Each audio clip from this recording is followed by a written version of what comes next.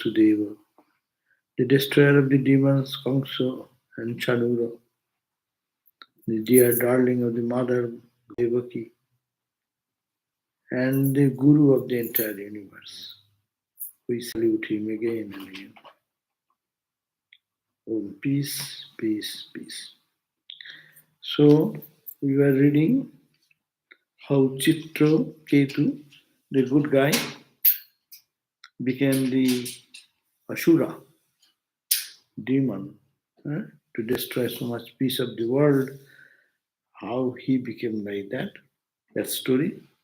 We have read that Chitraketu, the people sometimes become the words are so bad, If it comes out of mouth, it creates such a simple word can destroy the entire uh, dilemma of suffering and pain. He went to Shiva and he went in his ecstatic mood to Shiva and saw Shiva and Parvati, and mother is sitting in the lap of Shiva, and seeing that he got annoyed suddenly, and he started saying, "It is the anger, no? So what a dangerous thing." And then only simple something, very not very. You are a yogi with matted lock. You should sit in this, and you are embracing the mother Parvati. So what is this example, etc. And Shiva was okay with that, but Parvati got angry, and Parvati said, "What? You fool! You had the audacity to say something like that," and he cursed. Hmm? Then, there we read the other day that Shiva then tried to console the Parvati. Says, "Okay, okay, calm down, please forgive, forgive." Yeah, he has done in his own mood, that's not good. So, then Sukadev said, that's pacifying Parvati and Parameshwar, Chitraketu went away. So he went away, then Shiva, then Rudra, then said to Parvati, "Do you know, now see the greatness of even the servant of the servants of Sri Hari? But he is a Vishnu devotee, and he was such a devotee. So look at his greatness, that he didn't retaliate or did anything. He accepted that and accepted your curse or whatever and saluted you, and not for any." So, Vishnu's devotees become so powerful that they don't care for any praise or any redemption or anything. They are ready to accept everything as God's blessings. The greatness of even the servants of Sri, of wonderful deeds of those men who are great in their devotion and in absolutely desireless state in their mind. Whether it be the enjoyments of heaven, the freedom of liberation, or the sufferings of the purgatory, these great devotees of Mahashim Vishnu sees him and him alone and are free from every kind of fear. So they are the free, they are the people who are free from all kinds of fear. So who made them fearless? It is the devotion made them fearless. And devotion to who? Devotion to Narayana. So see the glory of that. Then 29 we read, it is due to the sportive action of the Lord's power that the jivas get bodies, and all contrary experiences like birth, death, etc., happiness, misery, curse, blessings. The distinction between the objects as good and bad, desirable, undesirable is a kind of valuation. They are made in our minds on the basis of our ignorance. It is mistaking a flower wreath for a snake, like it is like that.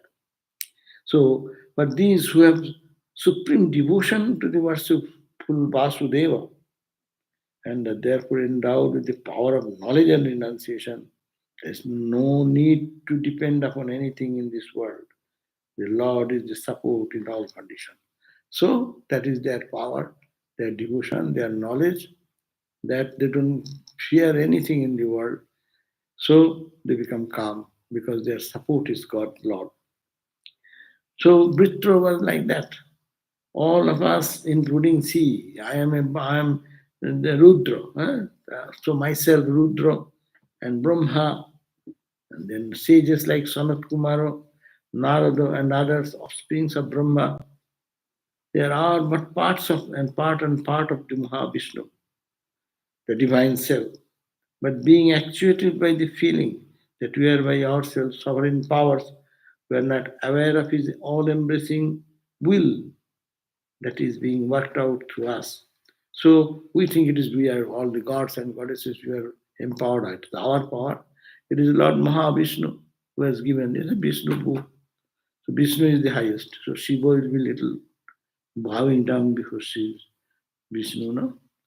And Shiva books will say Shiva is so great, no? Vishnu bows down to Shiva. So those are interchanging play. But main point is that they're devotees of God. So Chitraketu was so powerful, he didn't fear for death, fear for anything, fear for any punishment. So so we are powerful because of power of Lord Vishnu. For him there is none who is specially dear or enemy or stranger. Being the self in all, Mahavishnu self in all, is dear to all alike. So this great man, Chitraketu, is a devotee who loves the Lord intensely. So he is even sighted, even everywhere. So because he is a devotee of the Lord Vishnu, Narayana, he loves Narayana so dearly. So because of that, he is become very fearless that. And then following him, his devotee also become fearless and become even sighted. Being myself a devotee of Mahavishnu, I feel no displeasure towards him. Therefore, there is nothing to wonder at any matter connected with peaceful and even sighted devotees of Mahavishnu, but they are beyond all calculation. So don't judge. Don't judge the devotees of Lord Vishnu because they are empowered with the power of God's grace so much that they become even sighted. So they are free from fear and anxieties. So don't judge them their activities. That is the advice to Mother Parvati. Now, Sishuko said, today's reading, verse number 36 on page 191, chapter 17, 36 verse. Sishukadev said, hearing these words from whom? From Shiva, the Lord Shiva, the goddess Parvati became pacified and no longer wondered at the conduct of Chitraketu. So Chitraketu, what she has said, very derogatory word against Lord Shiva and herself, so she pacified. The great devotees of Chitraketu, though capable of cursing the Devi in return, Chitraketu is also a powerful person. He has done so much austerity and spiritual practice for years and years. So he can counter curse, but he didn't do that. He submitted himself to the curse.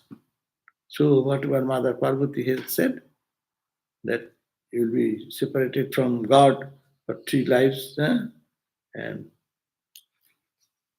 we off from the what is called Vishnu plane. You will have to come down in the earthly plane. No?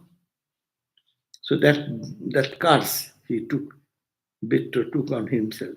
Such conduct itself is the sign of holy man. Verse 38.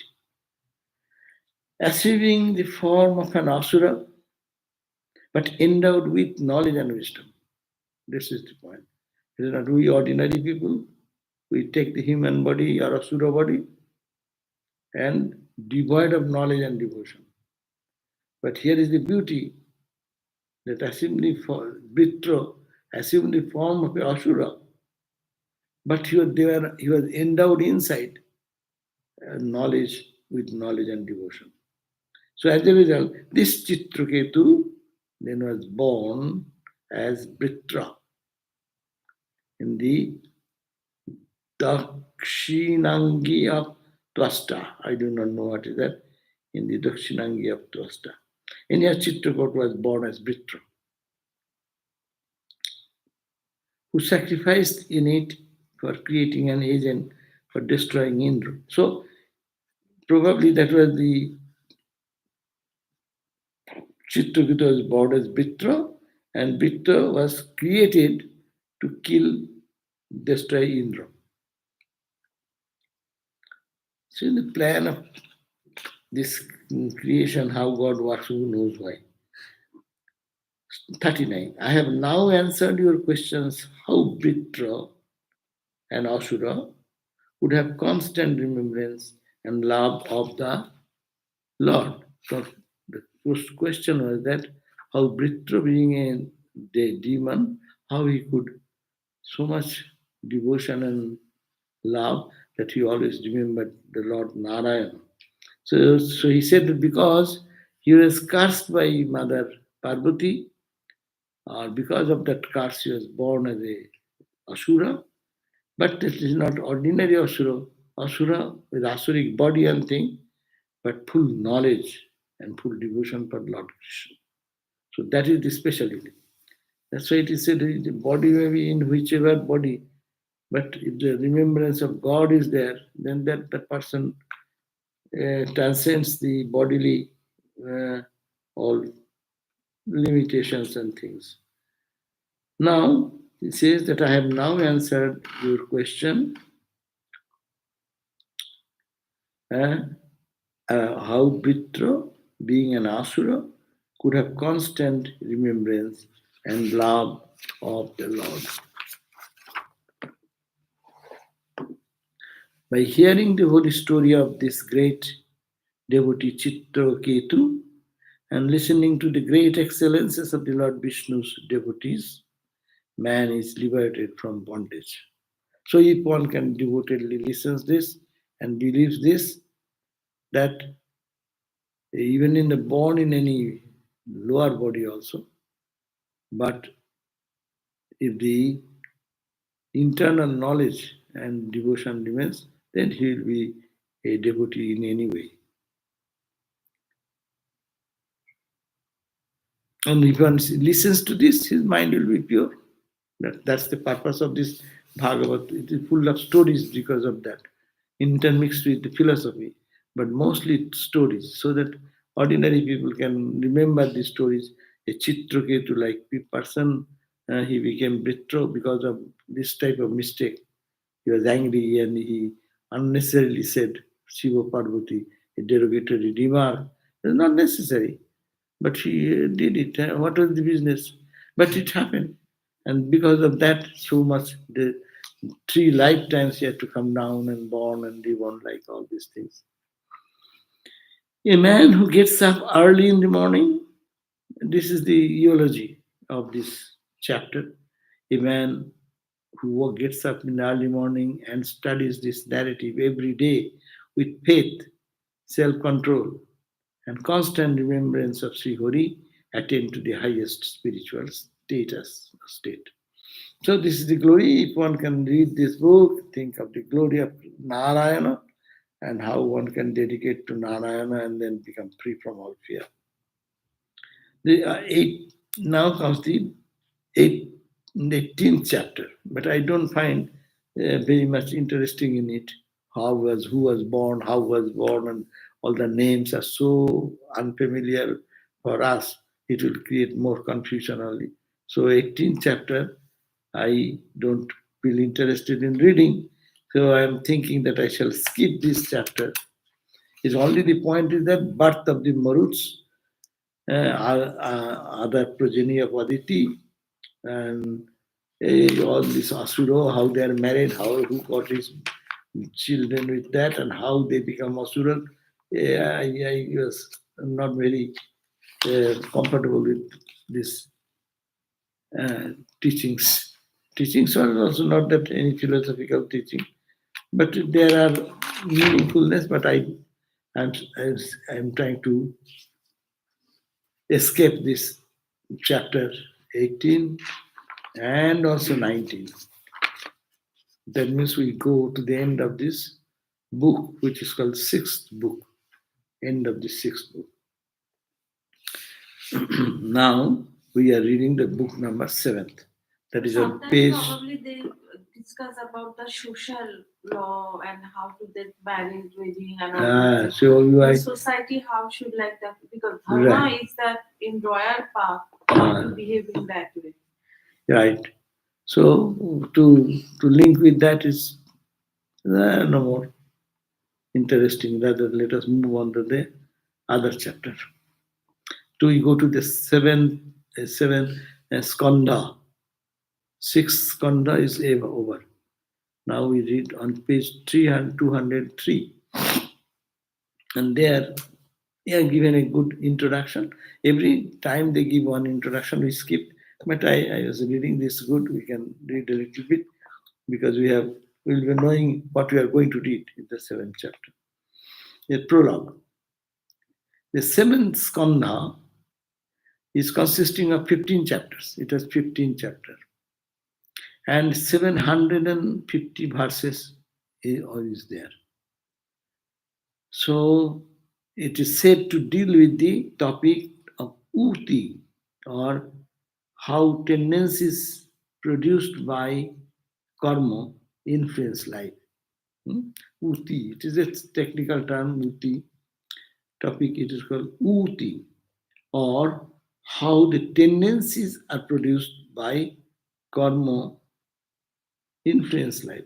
The tendencies which is created in us, which we did some karma, influences our life. That's very practical. This chapter will be like that.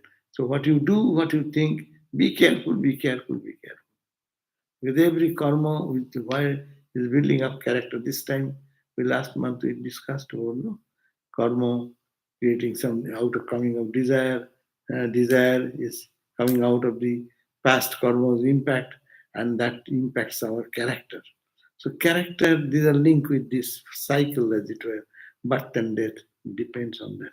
So here it says that how our tendencies produced by karma influence our life. Our life is dictated, influenced by what? By the karma. And karma is produced by tendencies, past tendencies. Past tendencies created by old karma. Old karma, old karma comes from will. We have in the Swamiji's karma theory, we are talking about that will. So it is ultimately it is impacting the whole life in which we are circling around. When by misbehavior men provoke the displeasure of holy personages, that displeasure of theirs causes the downfall of those men, and contrariwise, when by service and humility men please holy personages, their goodwill can lead to the spiritual evolution. Very simple thing. It is called the sadhu sangha. Ramakrishna said. By their with due respect, and when one people can serve with humility, please holy people, by their goodwill of the holy people, it can lead the spiritual evolution of a person. Or otherwise, what happens? Misbehavior, when by misbehavior men provoke the displeasure of holy personages, that displeasure of their causes the downfall of this man. They may not go to beat you. Good people don't go like that. They absorb, they pray to God, they cry to God. But that impacts your character. Silently, it affects the life. So it's very important theory is giving the Britra, the Shiva, who is purity incarnate, Parvati, she is mother divine of the universe. And seeing such thing, and he commented that way. Your mind is slow, that's why you are seeing that. You don't know the purity of that. Some people may say Ramakrishna Sarada. Oh, they lived in the same room, same bed for 6 months. Oh, oh, oh. So you think in your way. But there is samadhi, absorbed in samadhi. If you see something and say something and it creates displeasure in their mind, the bad impact is coming, that their causes downfall of this human being. Those people, they go down in their spiritual status. And by on the contrary, if you see, go to the holy man, praise their holiness, goodness of. That's why his Holy Mother said, see good to all, see good to all, see what is joy, what is the greatness in others. Don't see the other things and don't find fault others. See, this is the same thing. See, Britta's condition is just we read the chapter, 2 chapters before. Britta was so high. And she's so blessed, he is going in the high and high level and went up to that level even to where Lord is visibly seeing the Nara, Shiva and Shakti there. And his mind was just to create a fun and criticism and judge. And that statement caused him to come down to the earth 3 times to be born. And they are born again and again. What are the 3 times? One is Hiranyakashipu and what? Hiranyakashipu. 3 times he came, Ravana and like that. They are Hiranyakashipu, Shishupal, Kamsa, Kamsa and Sisupal. Ravan, Kumbhakarna. So the 3 times. These 3 form Vishnu's parts of Jai Vijay. That becomes also same. Jai Vijay insulted whom? Durvasha. No. Charu Rishi Kumar. 4 Rishi Kumars went to the heaven and to see Narayana. They are Narayana Bhakta. And they wanted to see the Narayana. Seeing them, the guard said, get out. Narayana is busy. Why are you disturbing here? Get out. Because he is the guard. He has the power. And so they deprived, they requested again and again, and then they cursed. And because of that curse, when the curse came, then they ran to Narayana. And Narayana, hearing that 4 Rishi Kumaras have come, ran out and come to see and greet them. And then they said, please, I do not know, they are so great. Please forgive me. I cannot forget. Go to these people who have cursed you. Because you have caused displeasure in the heart of the people. So these are the things. See, Hridayaram, look at that. Hridayaram caused displeasure for Sri Ramakrishna. And what a terrible life he has to lead towards the fag end of life. He is such a person who lived with Ramakrishna with so much respect and him. After he was driven from Mathur Babu's Dakshineshwar Mandir, not allowed to enter there. Then his financial condition deprived, his family condition was so much. She was a hawker. Hawker means selling some street seller something on the College Street market. He used to street on the roadside and sell some towel selling, and how much money he could go into much difficulties. It's an example that you see the holy people, if they get their displeasure, then something happens.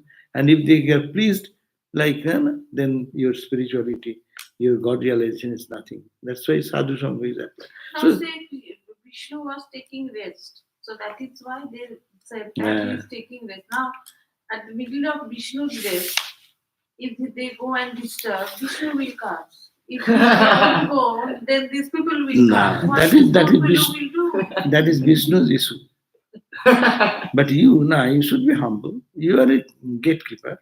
You only report, sir, this is come, they are asking you to go. I have nothing to do.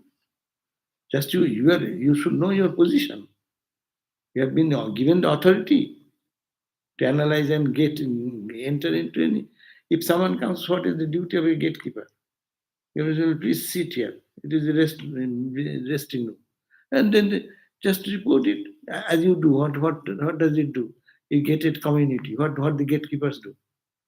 Gated community mostly, if you go, there is a through line where the regular people, they know they have their special pass.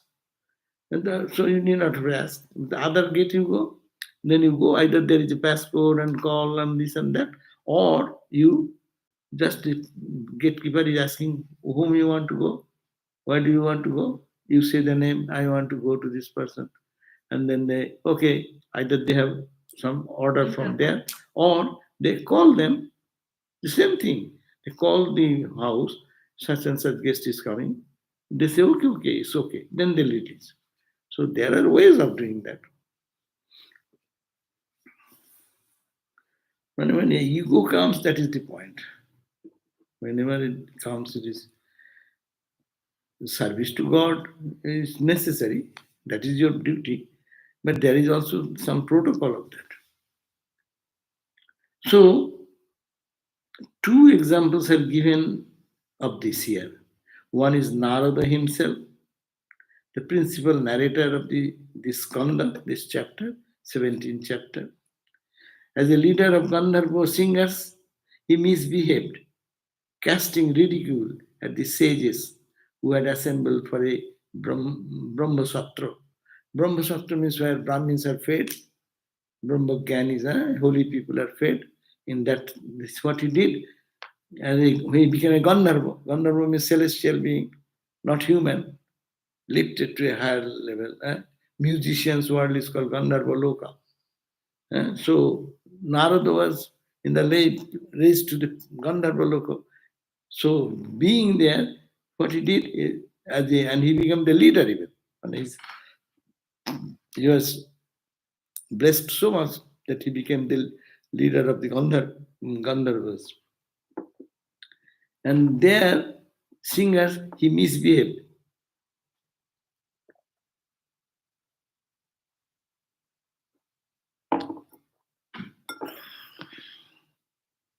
He misbehaved. How? Casting ridicule at sages who had assembled for Brahmasatra.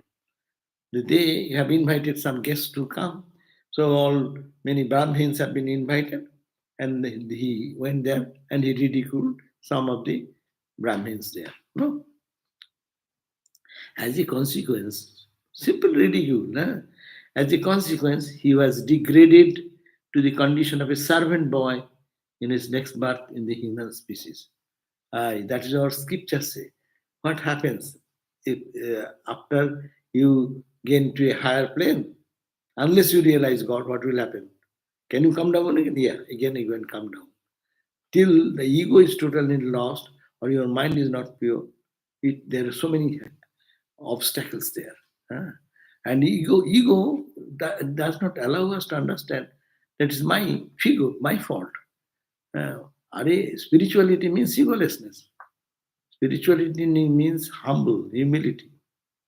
So here he forgot that idea, and as a consequence, he was degraded to the condition that he will be born as a son of a poor servant family, to servant boy in his next birth as a human species. That's why you come down again in the human. That's the karma fall is coming and going, coming and going. Then he happened to serve some holy men again. Narada story. Then he being born, because he has innate tendencies, good tendencies. So he, like a child state, is to go and serve the sadhus during their retreat in the rainy season. And 4 months of the year, that is called rainy season, Chatur Masa. These 4 months of the year, the holy people, they cannot roam around, cannot go for bhiksha. Monsoon time. Monsoon time, 4 months in those days. So they lived in one place, and Narada, he was like a small boy, used to go and help them. And help their blessing, help by their blessings, they want to serve them. And the sadhus were very happy with Narada and they blessed them. He took to asceticism and attained to the state of Devarsi in a subsequent day. So next life he went to Devata and Rishi. He got a god, not only Gandharva, raised higher up, Devata and Rishi, sage. That's why you always hear Narada is going roaming around whole world, singing the glories of Lord, awakening the consciousness of God.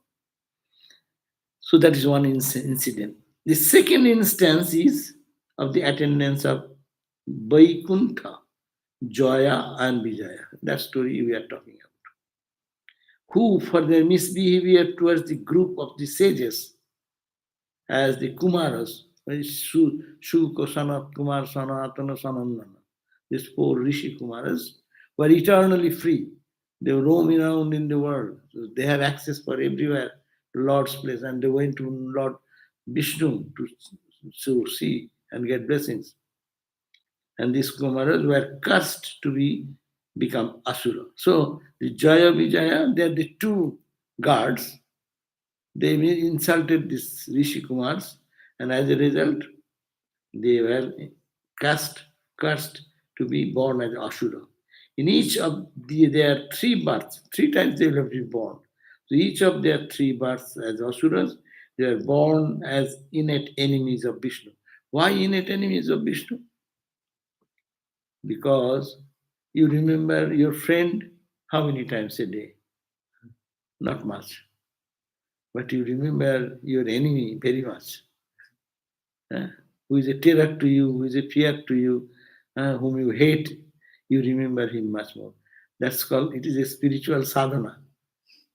You can love God. As a lover of God, you can make spiritual progress. But there is a Vairi sadhana. Vairi means God is my enemy. That's why Kamsa was always thinking, my killer, Lord Narayana, is being born now. Now today he is born. So he kill all the 8 innocent children. No? The 8th child will kill him. That was the prediction. That Krishna will be born as the 8th son of the parents. But he started killing from the beginning. You do not know when he will be born. I mean, he could not sleep day and night, only thinking of, hey, the Lord Narayana is coming and to kill me, and again he is getting born. So that is the fear. That's also another sadhana. Ordinary people don't go to that path, but they went. They had to get it by blessings, because when the blessings, the curse was given, and then Narayana said, I cannot do anything. You beg their pardon, and if they can forgive you, then it is okay. But then the Shikumar says, we cannot withdraw, because they have told what is told, it cannot be withdrawn. It will be truth, untruth. So that should be true. So whatever I said, that should be true. So you will have to be born in the Asura body, but tell me another prayer, another boon, what you want. Then Jaya and Vijaya said, bless, yes, I will go to the earth to suffer my consequences, but make me sure, this boon, give me boon that I don't remember God any split second. Well, okay, that will be done. So that's why, though they are here born, Kongsho and demon, but internally they are always thinking of God, God, God, God, God. God is a terror. God as person will be destroying me. So the believers, they are talking about God, and the atheist people are always thinking how to cut their logic. So now, in that way, they are always thinking of God, God, God. So But they are not thinking of God. They don't care for God. They don't accept that there is any God. So they are not bothered about that. But these that internally have fear inside, they know that consciously there is something. Because of the curse, a veil comes. So that's why very rare to, that's why Sotru Bhave Sadhana. There is sadhana, spiritual practice, thinking God is, as a, we know Pancha Sadhana, no? Shanto Dasya Sakka Vatsalya Madhura. These are the traditional path.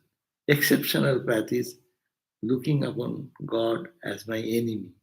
So this is special people like this. And also Ravana, anyway, he was Shaiva. So naturally, he was against Vaishnavas.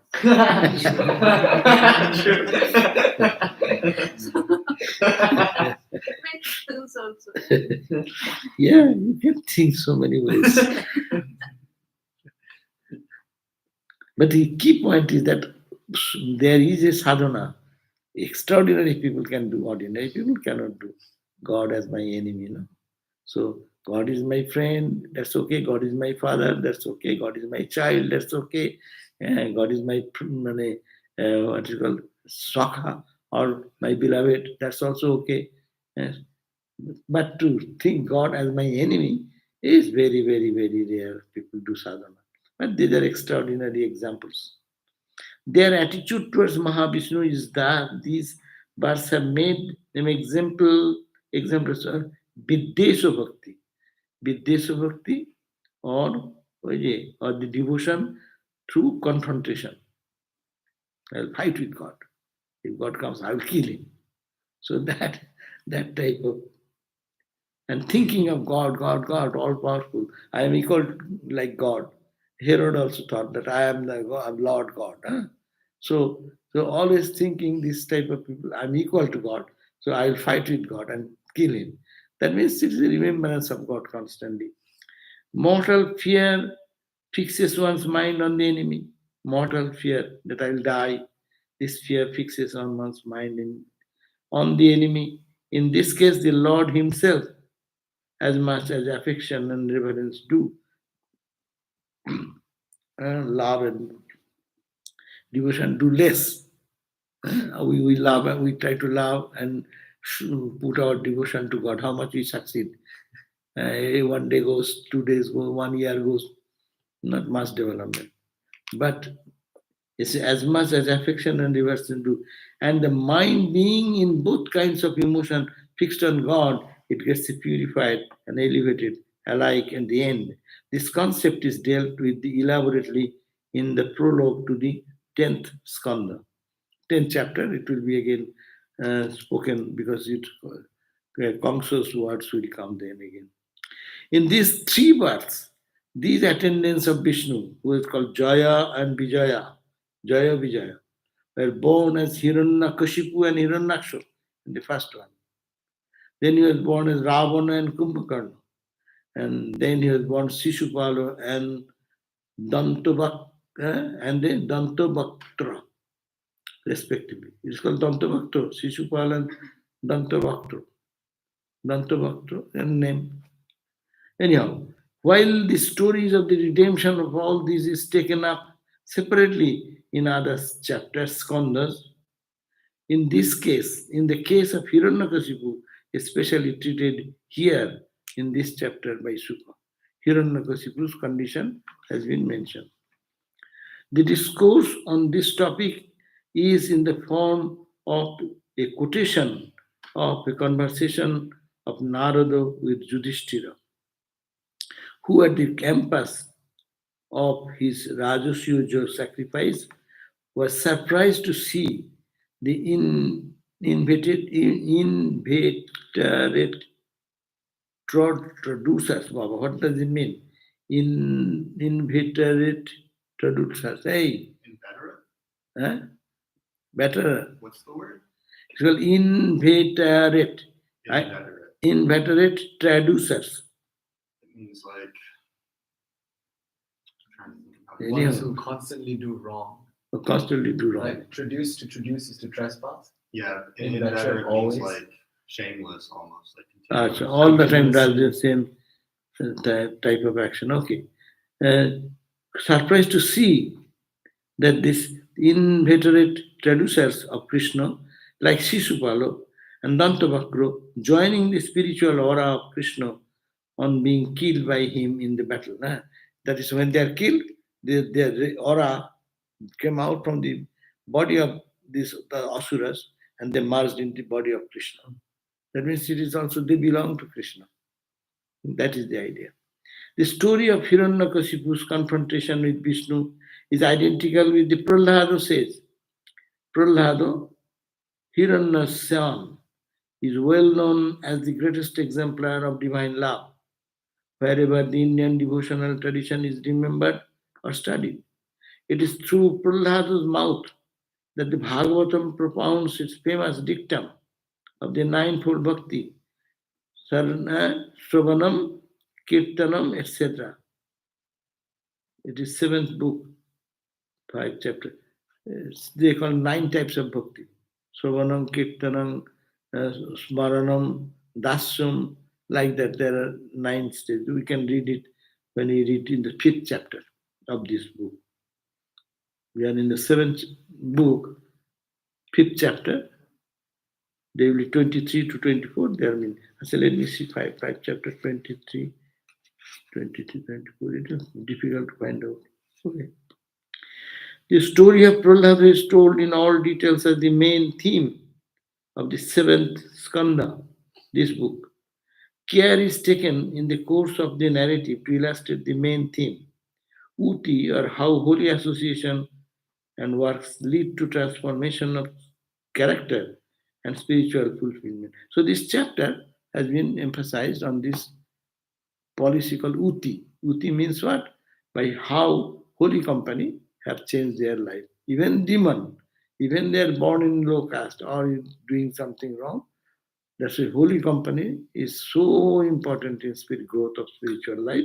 It takes away our all evils from life. Prahlado is himself taken as an example, being the scion of an Asura family. His natural tendency should have been towards a life of violence and sensual indulgences. Being born in that Asura family, violence, that is their nature.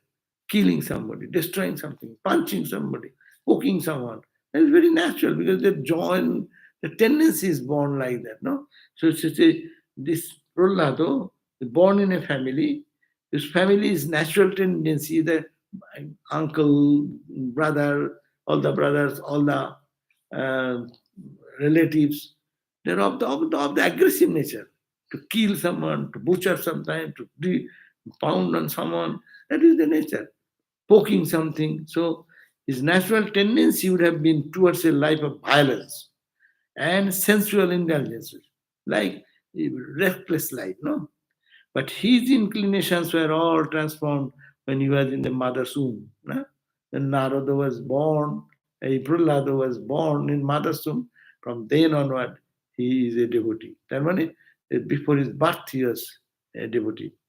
And happened to hear the spiritual discourses that the sages Narada gave to his mother. So all the sages were sitting around the mother of Narada, and they used to sing the glories of God. And that baby in the womb of mother used to listen all those thoughts. So he's so born with this spiritual atmosphere. Even at outside environment of the asuras are bad, but he is a special person, born in that same asura clan, but born with a mom who have the opportunity to listen to the blessings of the holy sages, and that transformed their life from the childhood. Narada gave, by the great spiritual power of the sages, the tendencies of the fetus changed, and Prahlada from birth grew up as a devotee par excellence. How his open devotional attitude was a red rag to his father Hiranya. How he tried to reform Prahlada to instruction. How he, in spite of all that, the boy not only continued to be entrenched in his devotional mood, but even began to preach the devotional philosophy to all the Asura children. No? This chapter will talk about all these things. Being born in that family, his father loved Prahlada so much, and he used to always say, hey, from the childhood, he's talking about Krishna, Krishna, Krishna, Krishna. And then he used to say, Hari, why do you talk about, I am the Lord of the universe. Who is Krishna? Take about my name, see my power. All this said, but Prahlada will, from childhood, now Krishna, Krishna, Krishna, Krishna. Then he was given to teachers. So teachers should teach him so that they forget Krishna and think that his father is the all-powerful God. And teachers also all failed one by one, one by one. So all attempts to, with love, with punishment, with everything, failed for Prahlada. His love for Krishna was so deep. So how Hiranya subjected him to horrible persecutions. His own son, he put him to the horrible persecution, not to take the name of God, and ordered him to be executed, but failed to cause him the least injury on account of the protection offered to him by the Lord Vishnu himself. And Prahlad was asked to be killed, but he survived by the grace of Lord Vishnu. He was just protected by the Lord. How he therefore attempted to behead himself. How, in order to fulfill the devotee Prahlada's declaration, how, in order to fulfill the devotee Prahlad's declaration, given in a reply to Hiranya's challenge that the Lord was everywhere, including the neighboring pillar. That was the last one. He said, "Where is your God?" Prahlad, you talk about Prahlad. In the pillar, in this pillar, God is there. So in the palace, there are pillars, big house supported by pillars. This is your God. Does your God remain in this pillar? Well, yes. I kick your God. Then he has kicked, and the pillar, from the pillar then came out Narasingha Murti, half lion, half man, that form. He emerged from the pillar as the man lion, Narasimha, and destroyed Hiranyakasipu. All these are graphically described in the several chapters of this book, of this seventh book. It is specially pointed out that in these and other cases, destruction at the hands of the Lord is really redemption. This has also proven that if God himself comes and cuts some of the demon, by the touch of that demon, and Asura becomes purified. And Chondi also it is said. Chondi said that when he touches the weapon, mother could have just destroyed the Asuras by a glance. But why she took the weapon to kill? Because by the touch of the weapon, they will be purified. Lord's redemption. It is not an act of revenge, but his way of bestowing his grace on one who practices the devotional path of communion through confrontation. So it's a purely a philosophy to bring into awareness that Viddesha Bhakti. Yeah, bhakti is not only for loving God, as we understand. Loving God in how many ways? This way, that way, friendship, etc., etc. But hating God. And because of hating, you think of God more. You think of that person. And so, the people are fraud calls come nowadays. And then say this call is from IRS. You have to immediately contact this number, call this number. Is it not? Huh? He just got one in the car, Maharaj. Who? Hey! Fraud call comes, and they threat, how much threat? You have to give your phone number, and this is this call immediately, otherwise you will be charged like that, you will be taken to jail, and all these types of things. It never happens, and it is not true. Don't give them anything, disconnect the line, finish. But I know that some of the family members fall into the trap, and these ladies do not know. They are not from Indian immigrant, they came here. Maybe they are educated, but they don't know. Phone call came when husband is not there. And then what to do? They become nervous and called here and there. Husband was in the office. He also felt like, my God, what will happen? And then give certain information and this and fall into the trap and then go much bigger. So this is the so then how much they will be full of anxiety of life. No, what will happen? What will happen? What will happen? So Viddesha Bhakti is on another. The narration of these events is followed by the great hymn that Prahlada addresses to the Lord. It is one of the longest and noblest hymn in Bhagavatam. In the whole Bhagavatam, there is a praise. That praise was done by Prahlada. When Narasingha came appeared, and then Prahlada praised that half lion God, no?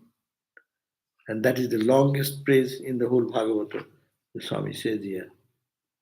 It gathers into itself all thoughts and sentiments, including in the philosophy of bhakti and jnana.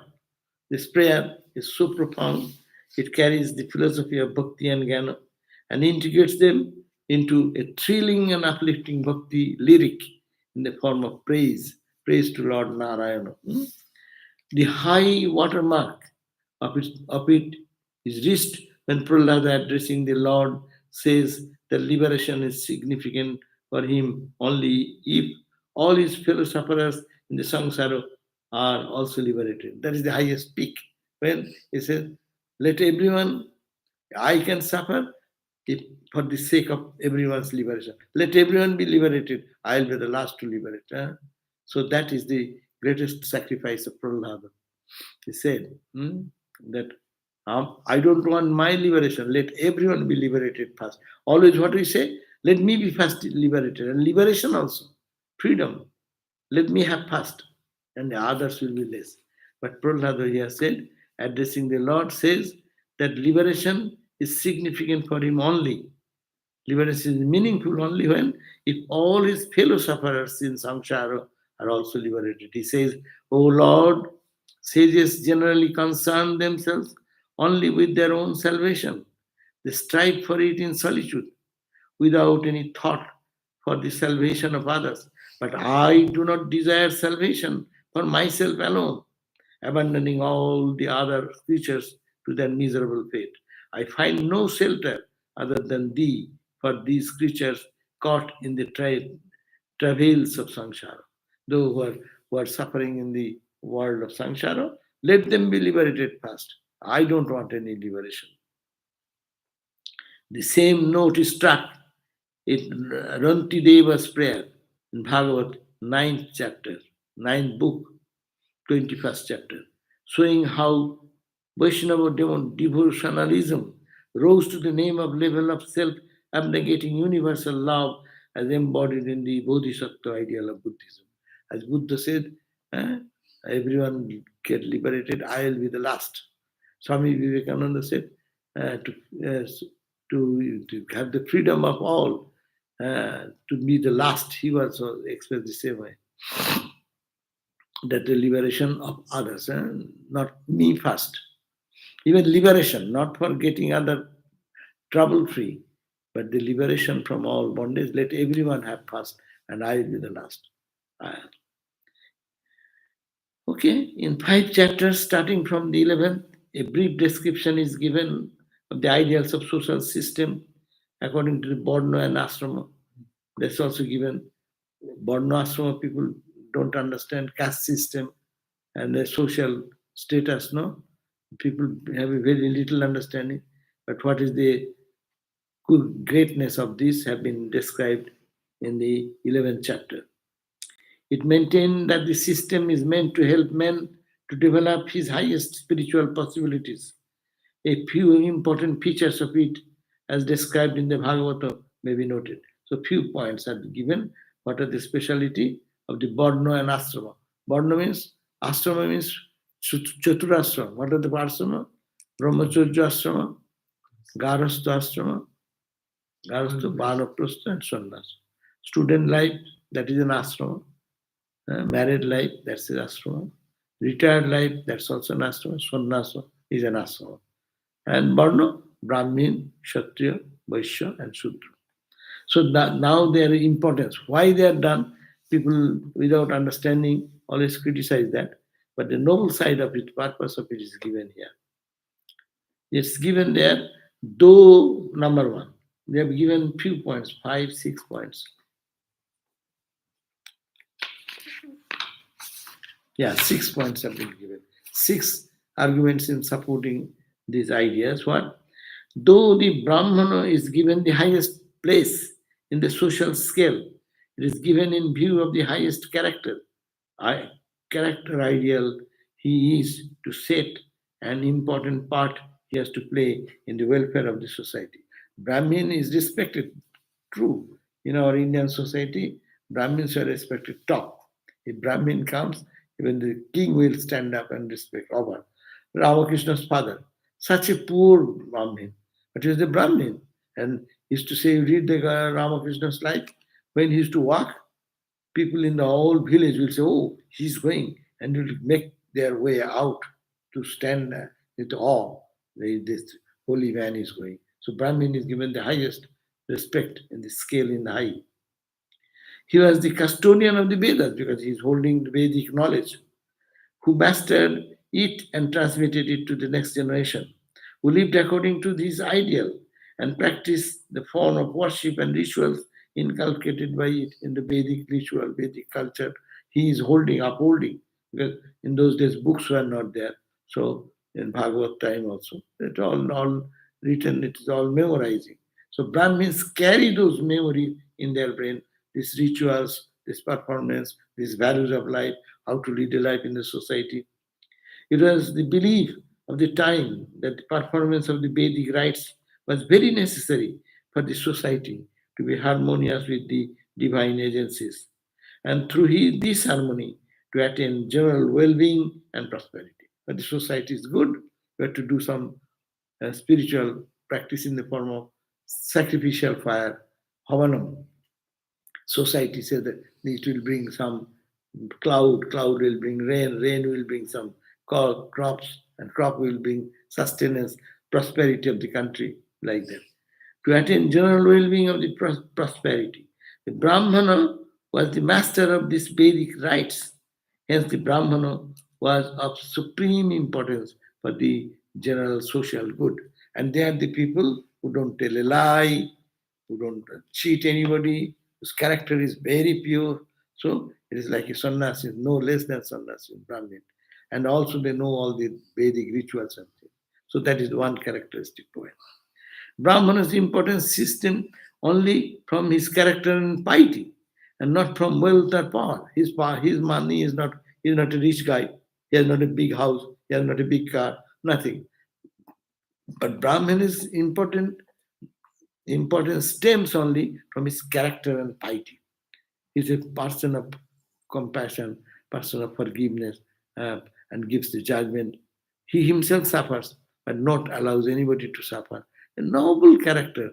To be a Brahmin is not a man. That's why in every place, Sadhu Sangha is just we had. Brahma Satra, just we read. It is a congregation of the Brahmins. And Brahmins are the holy people. They live in the world, most poor financially, but most rich in spiritually. He is never a rich man. His livelihood is to be had from teaching. The only profession is teaching profession. Scriptural teaching, grammar teaching, officiating at sacrifices. The gifts that come unasked. They don't ask anything. They perform the puja, and whatever the householder people give, they carry that.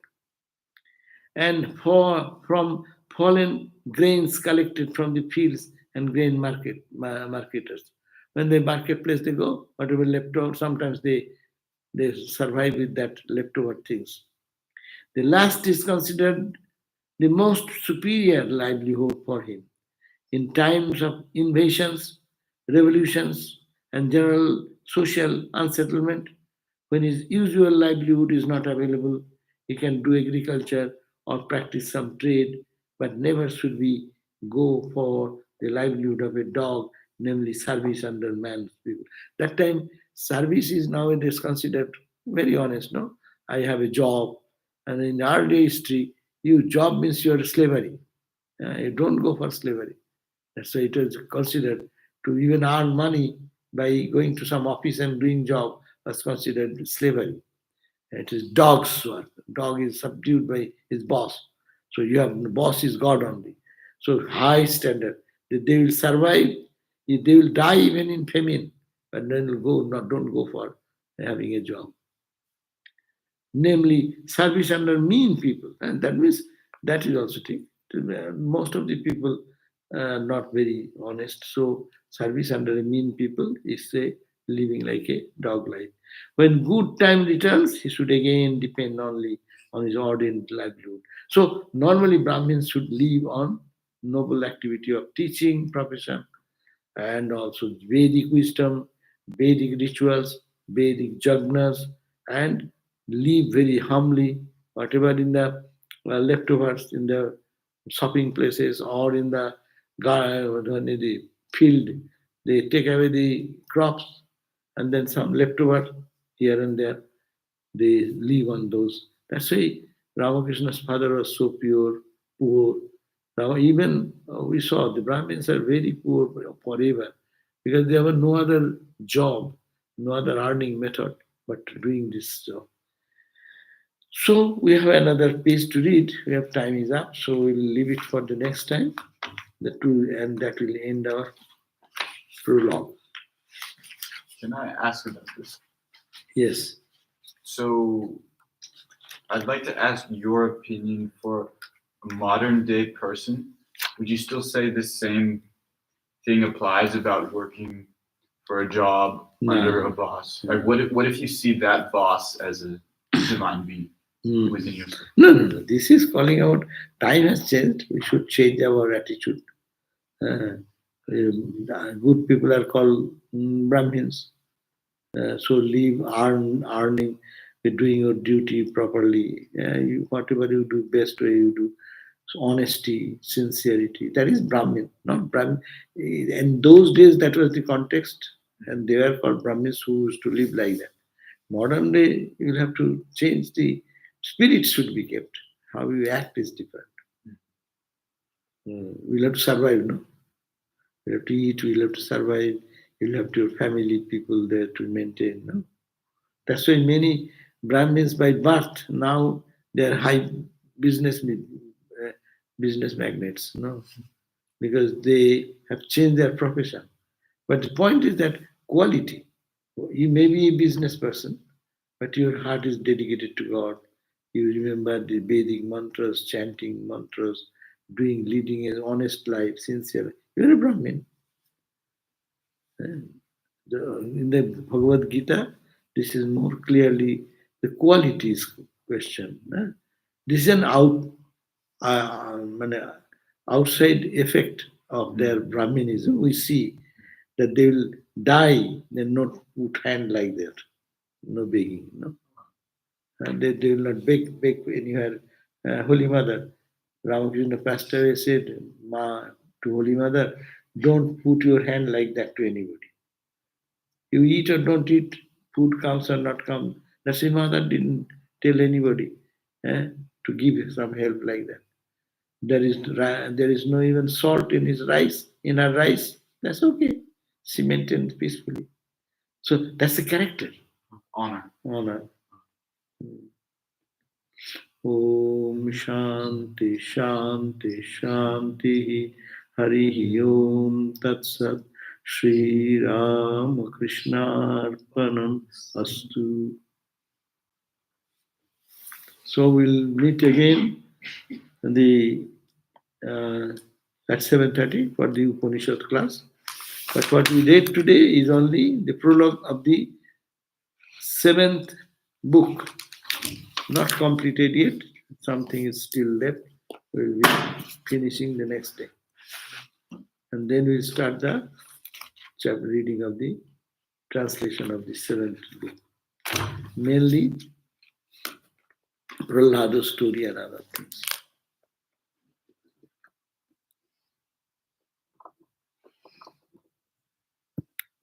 Maharaj, one should not charge for spiritual knowledge, yes.